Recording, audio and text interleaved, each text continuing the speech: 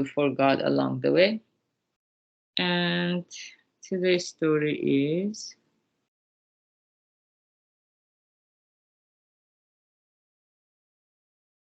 number 29, page 79. Cats all steal fish. A man came home to find his wife standing in the kitchen with a stick in her hand, raised threateningly in the air. "Hey, what's going on?" he asked. "Hi," she said, "I'm furious." "What's wrong?" "Today I bought some of your favorite fish for dinner, and it cost a pretty penny too. I laid it on the carving board and then turned around to adjust the fire on the stove. The second my back was turned, that cat of ours jumped up, grabbed the fish, and ran off. I called and called, but it just glared at me and growled. I'm so mad, I don't know what to do." "I see. Well, let's sort out what happened.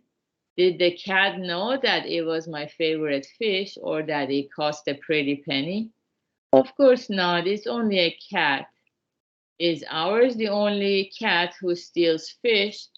"No, they're all the same." "What about a cook who lets a cat get the better of her? Would you say she's smart or otherwise?"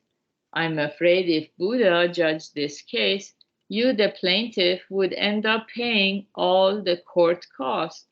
"All right, never mind. I won't hit the cat." "No, by all means, go right ahead and deliver a beating." "But the cat's not to blame." "Who is?" "Me." "Then hit yourself with the stick." Cats have been stealing fish since the beginning of time. We are tormented with anger because we are convinced we are right. Yeah, this story probably changed my life about every time anger arose in me and I didn't know what to do because I was convinced that I was right in the past. That's how, unfortunately, I used to think in many instances, and I suffered tremendously because of it.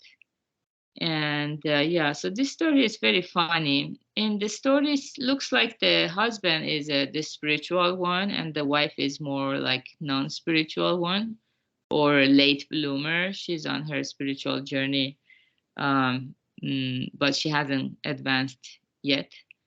It can be obviously any other way. So yeah, usually in a household, one person is spiritual, the other ones are not as spiritual. And yeah, it's kind of rare to have too many spiritual people in one place. They're kind of spread out, maybe because uh, light needs to show the way when there is darkness. So anyway, this woman was so mad that the cat ran away with the fish. And but if you think about it, we are just mad because in that moment our desire is not being fulfilled. In this case, the desire to cook fish for a meal. But if we deepen our understanding of the law of cause and effect, well, why did the cat steal the fish? Well, all cats are like that. They've been doing this forever and ever and ever. So who am I to feel feel so righteous that I am right? The cat should not have touched my fish because that was mine. So this is where we can improve ourselves, our own view of life, our perspective. So in the story, the husband says, "Okay, if you realize you are to blame, then go right ahead and hit yourself with the stick." This is, I mean, just a funny part.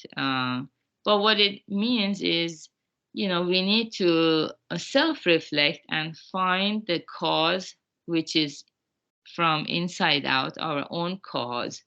Once we find our cause that brings us the bad effect that we are experiencing, we feel a little kind of it's as if we are hit.